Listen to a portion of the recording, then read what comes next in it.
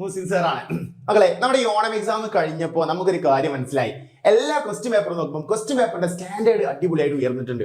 അപ്പൊ ഈ ഒരു മാറ്റം ഗവൺമെന്റ് കൊണ്ടുവന്നത് എന്തിനാണെന്ന് വെച്ചാൽ മക്കളെ ബുദ്ധിമുട്ടിപ്പിക്കാനാണോ? ഇപ്പൊ ചില കമന്റുകളൊക്കെ ഒരുപാട് ഞാൻ കാണുന്നുണ്ട്. ഞങ്ങളോട് ഈ ചതി വേണ്ടില്ലായിരുന്നു, ഞങ്ങൾ എന്തിനാ ഇത്ര കഷ്ടപ്പെടുത്തുന്നത്? മക്കളെ, ഈ ഒരു ക്വാളിറ്റി ചേഞ്ച് ചെയ്യുന്നത് എന്തിനാന്ന് വെച്ചാൽ, ഈ ഒരു എക്സാമിന്റെ പാറ്റേൺ എന്തിനാണ് ഗവൺമെന്റ് ചേഞ്ച് ചെയ്യുന്നത് വെച്ചാൽ, ഇപ്പൊ കഴിഞ്ഞ ഒരു കഥ പറഞ്ഞുതരാം. കഴിഞ്ഞ മുന്നത്തെ വർഷത്തെ ഒരു കുട്ടി, ഇപ്പൊ സാർ പഠിപ്പിച്ച ഒരു കുട്ടി, അടിപൊളിയായിട്ട് നല്ലോണം പഠിക്കുന്ന കുട്ടിയാണ്. ഈ കുട്ടി പഠിച്ച് ഫുൾ A+ വാങ്ങി. അവൾക്ക് നല്ല ആഗ്രഹമാണ്, ഡോക്ടർ ആണെന്ന് ഭയങ്കരമായ ആഗ്രഹമാണ്. അപ്പൊ നീറ്റ് എഴുതണം, എൻട്രൻസ് എക്സാം എഴുതണം.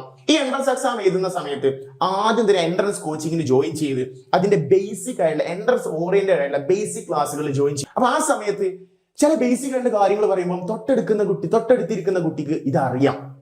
അപ്പം അവൻ എന്നോട് വിളിച്ച് ചോദിക്കുകയാണ്, സാറേ ഞാൻ ഇവിടെ ജോയിൻ ചെയ്തു, എൻട്രൻസ് ചെയ്താനാണ്, അപ്പം അതിന്റെ ബേസിക് ആയിട്ടുള്ള കാര്യങ്ങൾ പഠിച്ചുകൊണ്ടിരിക്കുകയാണ്. പക്ഷെ എന്റെ അടുത്തിരിക്കുന്ന കുട്ടികൾക്കൊക്കെ ഇത് അറിയാം, അതായത് CBSE പഠിച്ച കുട്ടികൾക്കൊക്കെ അത് അറിയാം എന്ന് പറഞ്ഞാൽ ഈ CBSE പഠിക്കുന്ന കുട്ടികൾ എന്ന് പറഞ്ഞാൽ അപ്പൊ അതിൽ ചില നമ്പേഴ്സ് ഒക്കെ കുറച്ചുകൂടി ഡിഫിക്കൽട്ട് ആയിട്ടുള്ള നമ്പേഴ്സ് അവരെ പ്രാക്ടീസ് ചെയ്യിപ്പിക്കുന്നുണ്ട്. നമ്മുടെ ക്വസ്റ്റ്യൻ പേപ്പറിൽ, കേരള സിലബസ് ക്വസ്റ്റ്യൻ പേപ്പറിൽ അധികം ഡിഫിക്കൽട്ട് ക്വസ്റ്റ്യൻസ് കൂടുതൽ വരാത്തത് കൊണ്ടായിരിക്കാം ഈ ചില സ്റ്റാൻഡേർഡ് കൂടിയ ക്വസ്റ്റ്യൻസ് പിന്നെ പെട്ടെന്ന് ഒരു കോമ്പറ്റീഷൻ ലെവലിൽ കാണുമ്പോൾ ഇത് കുട്ടികൾ ബുദ്ധിമുട്ടായി മാറുന്നതും കേരള സിലബസ് പഠിച്ച കുട്ടികൾ അധികം റിസൾട്ടിലേക്ക്, ഒരു കോമ്പറ്റീഷൻ ലെവൽ എക്സാമിലേക്ക് ഒരു ക്വാളിഫൈ ചെയ്യാൻ പറ്റാത്ത രൂപത്തിലുള്ള നല്ല റിസൾട്ട്, നല്ല റാങ്കിലേക്ക് എത്താൻ പറ്റാത്തത്, അവർക്ക് കൂടുതൽ ക്വസ്റ്റ്യൻസ് പ്രാക്ടീസ് ചെയ്യാനുള്ള സമയം അല്ലെങ്കിൽ അതിനുള്ള ഒരു അവസരം ചെറിയ ക്ലാസ്സുകളിൽ നിന്ന് കിട്ടുന്നില്ല എന്നതുകൊണ്ട് തന്നെയാണ്. അതായത് ഇപ്പോൾ ഈ ഒരു മാറ്റം കൊണ്ടുവന്നത് കുട്ടികൾക്ക് ബെനിഫിറ്റ് ആണ്. കാരണം ക്വാളിറ്റി എഡ്യൂക്കേഷനിലൂടെ മാത്രമാണ് ഒരു ക്വാളിറ്റി ആയിട്ടുള്ള സ്റ്റുഡൻസിനെ ക്രിയേറ്റ് ചെയ്യാൻ പറ്റുള്ളൂ. അപ്പൊ നമ്മുടെ ഓരോ ക്വസ്റ്റ്യൻസും ഇപ്പൊ ഞാൻ കണ്ടുവരുന്നത് ഇപ്പം ഡയറക്റ്റ് ക്വസ്റ്റ്യൻസ് ഇല്ലാതെ എല്ലാം നമ്മൾ ചിന്തിച്ച് ചെയ്യേണ്ട ക്വസ്റ്റ്യൻസ് ആയിരുന്നു നമ്മൾ ഈ ഓണം എക്സാമിന് ഇപ്പൊ തന്നിട്ടുള്ളത്. അതുപോലെ തന്നെ ചിന്തിച്ച് നമ്മുടെ ബുദ്ധി ബ്രെയിൻ വർക്ക് ചെയ്യിപ്പിക്കാനുള്ള ഡയറക്റ്റ് നേരെ ആൻസർ ചെയ്യുന്നു, സിമ്പിൾ നമ്പേഴ്സ് വെച്ചിട്ടുള്ള ക്വസ്റ്റ്യൻസ് വരുന്നു എന്നുള്ള ക്വസ്റ്റ്യൻസിന് പുറമെ കുറച്ചും കൂടി ചിന്തിച്ച് അതെങ്ങനെ വരും, അടുത്ത സ്റ്റെപ്പ് എന്തായിരിക്കും ചിന്തിച്ച് തന്നെ എഴുതേണ്ട ഒരു രൂപത്തിലുള്ള ക്വസ്റ്റ്യൻസ് ഒരുപാട് ആഡ് ചെയ്യുന്നതിലൂടെ കുട്ടികളുടെ ക്വാളിറ്റി ഇമ്പ്രൂവ് ആവും. ഇതൊരു നല്ല കാര്യം തന്നെയാണ്. അപ്പൊ നമുക്ക് ക്വാളിഫിക്കേഷൻ എന്ത് ചെയ്യും, ഇമ്പ്രൂവ് ആയി വരും. അവിടെ കോമ്പറ്റീഷൻ കൂടും.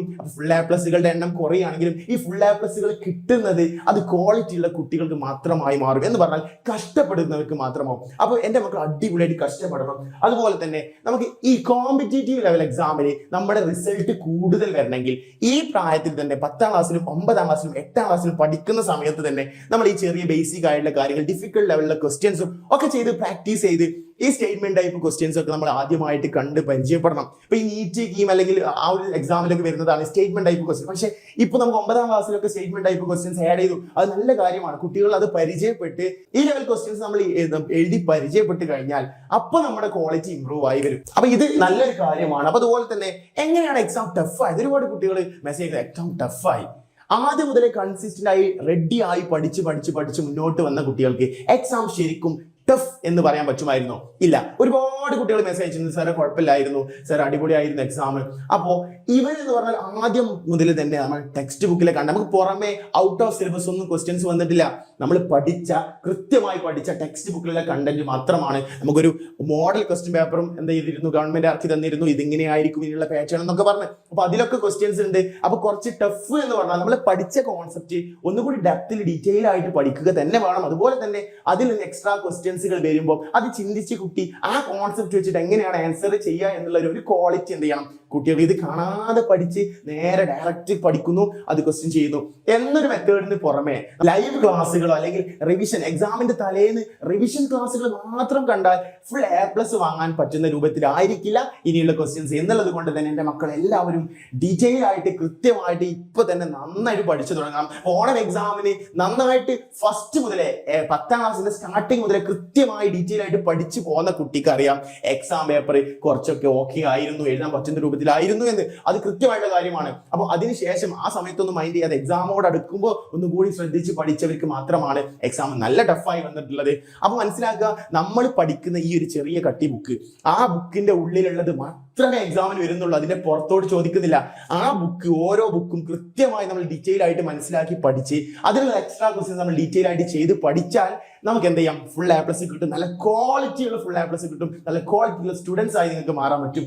സോ നമുക്ക് എക്സാമിനറിന്റെ ബാച്ചുകൾ ഉണ്ട്. ബാച്ചിൽ എന്ത് ചെയ്യുന്നുണ്ട്, ഓരോ ക്ലാസ്സുകളും ലൈവായിട്ട് ഡെയിലി ഓരോ സിലബസും നമ്മൾ ഡീറ്റെയിൽ ആയിട്ട് പഠിപ്പിക്കുന്നത് നമ്മളെ പഠന രീതിയും പഠിപ്പിക്കുന്ന രീതിയും അതിനനുസരിച്ച് സ്റ്റാൻഡേർഡിൽ ഉയർത്തിയിട്ടില്ലെങ്കിൽ നമുക്ക് എന്ത് ചെയ്യാൻ പറ്റില്ല, നല്ല റിസൾട്ടിലേക്ക് എത്താൻ പറ്റില്ല. സോ നമുക്ക് എന്തുണ്ട് മക്കളെ, ഓണം ഓഫർ ആയിട്ട് 7ാം ക്ലാസ് മുതൽ നമുക്ക് 10ാം ക്ലാസ് വരെയുള്ള ബാച്ചിന്റെ ഫീസ് ഞാൻ ജസ്റ്റ് ഒന്ന് പറഞ്ഞുതരാം.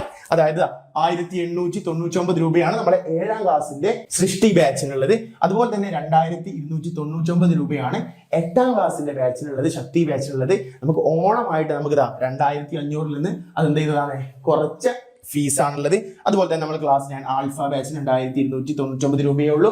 അതുപോലെ തന്നെ 2799 രൂപയാണ് നമ്മുടെ ലക്ഷ്യ ബാച്ചിന് 10ാം ക്ലാസ്സിനുള്ളത്.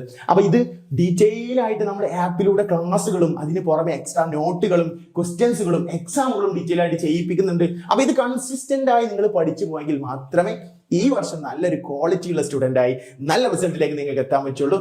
സോ എല്ലാവരും അടിപൊളിയായിട്ട് പഠിക്കുക. Have A nice day. All the best.